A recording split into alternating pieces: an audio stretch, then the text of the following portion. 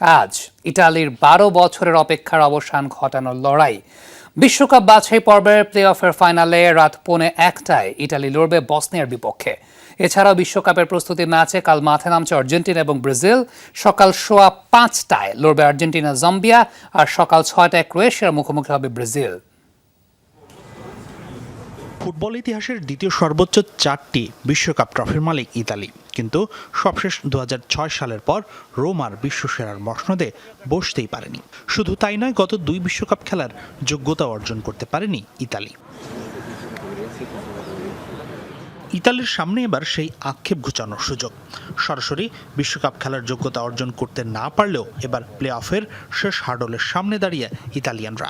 রাতে বসনিয়ার জেনিকায় স্বাগতিকদের হারিয়ে যুক্তরাষ্ট্র, কানাডা ও মেক্সিকোর বিশ্বকাপে জায়গা পাকা করতে পারে গার্তুসোর দল।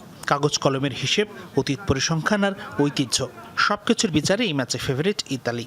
দারুণ ছন্দে থাকা ২ মিডফিল্ডার তোনালি ও লোকাতেল্লি ম্যাচের নিয়ন্ত্রণ নিতে পারেন। অতীতের ৫ দেখায় বসনিয়াকে ৪ বার হারিয়েছে ইতালি, ড্র হয়েছে একটি ম্যাচ।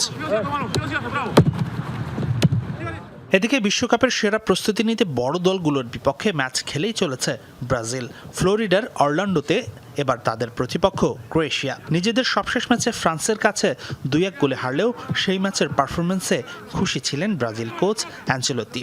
ক্রোয়েশিয়ার বিপক্ষে সেই পারফরমেন্সের ধারাবাহিকতা চান ডন কার্লো।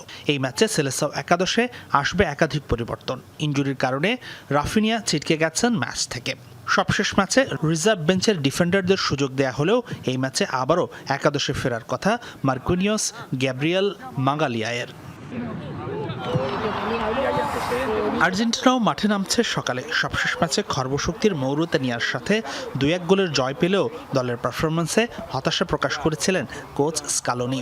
আবারও আলবিসেলেস্তাদের প্রতিপক্ষ দুর্বল জাম্বিয়া। র্যাঙ্কিংয়ের ৯২তম দলটির বিপক্ষে দাপুটে পারফরমেন্সের পাশাপাশি বড় জয় চান কোচ। সবশেষ ম্যাচে দ্বিতীয়ার্ধে বদলি হিসেবে মাঠে নামলেও এই ম্যাচে শুরুর একাদশেই থাকবেন লিওনেল মেসি নিশ্চিত করেছেন স্কালোনি। হাসিনুর রহমান, যমুনা স্পোর্টস।